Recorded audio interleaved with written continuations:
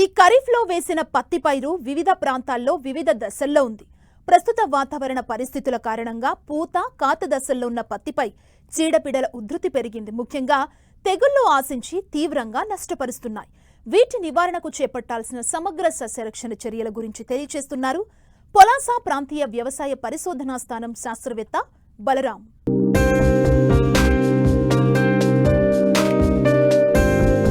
ప్రస్తుతం పత్తి పంట పూత, కాత దశలో ఉంది. ముందుగా విత్తుకున్న ప్రాంతాల్లో కాయ పగిలే దశలో ఉంది. అయితే అధిక తేమతో కూడిన వాతావరణం ఉండటంతో చాలా ప్రాంతాల్లో తెగుళ్ల ఉధృతి పెరిగింది. చాలా చోట్ల కాయకుళ్ళు తెగులు ఆశించినట్లు శాస్త్రవేత్తలు గుర్తించారు. కాయ దశలో ఉన్నప్పుడు వర్షాలు పడితే అనేక రకాల శిలీంధ్రాలు ఆశించి కాయలు కుళ్ళిపోతాయి. పురుగుల వల్ల ఏర్పడిన రంధ్రాల ద్వారా శిలీంధ్రాలు కాయలోకి ప్రవేశించి తెగులును కలుగజేస్తున్నాయి. మరోవైపు ప్రస్తుతం అక్కడక్కడా కురుస్తున్న వర్షాల కారణంగా పత్తిలో పోషకాల లోపం ఏర్పడి వడలిపోతున్నాయి. మరోవైపు ఆకుమచ్చ తెగులు రైతులను ఇబ్బందులకు గురిచేస్తోంది.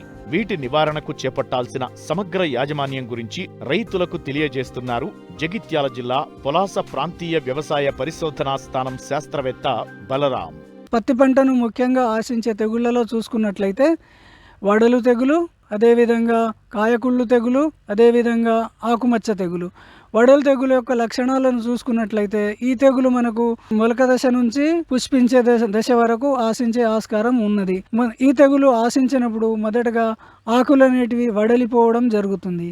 అలా వడిలిపోయిన ఆకులు పసుపు రంగుకు మారి తర్వాత ఎండిపోయి రాలిపోతాయి. ఈ ఆకులు రాలడం అనేది మొక్క యొక్క కింది భాగం నుంచి మొదటగా ఆకులు రాలడం, తర్వాత పై ఆకులు రాలడం మనం ఈ తెగులు ఆశించినప్పుడు గమనించవచ్చు.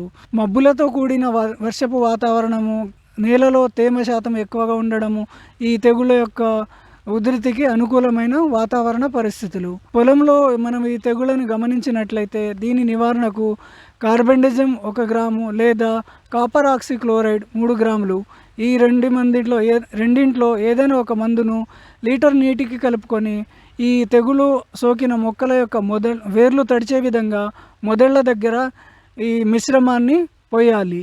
రైతులు సాధారణంగా పత్తి పంటను సాగు చేసుకునే రైతులు మనకు చేసుకోవాల్సింది ఏంటంటే ఇది నేల ద్వారా వ్యాపించే తెగులు కాబట్టి విత్తనం కొన్న తర్వాత విత్తే ముందు ట్రైకోడర్మా విరిడి 10 గ్రాములు కిలో విత్తనానికి కలుపుకొని విత్తన శుద్ధిని పాటించాలి.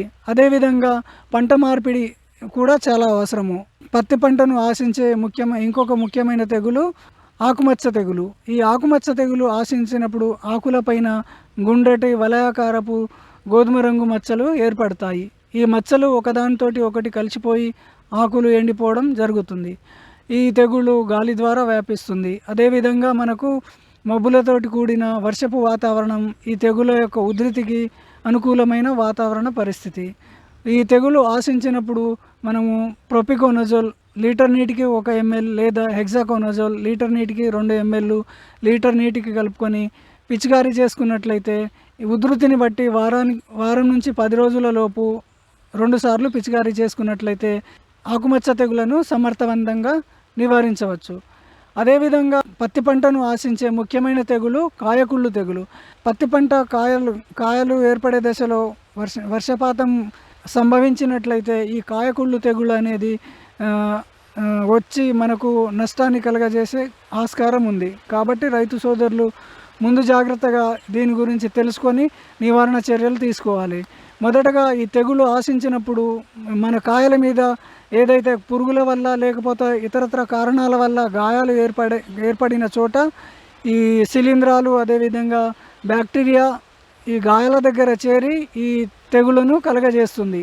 ఈ తెగులు సోకిన కాయలను మనము చీల్చి చూస్తే లోపల ఎరుపు రంగుకు మారి ఉంటుంది.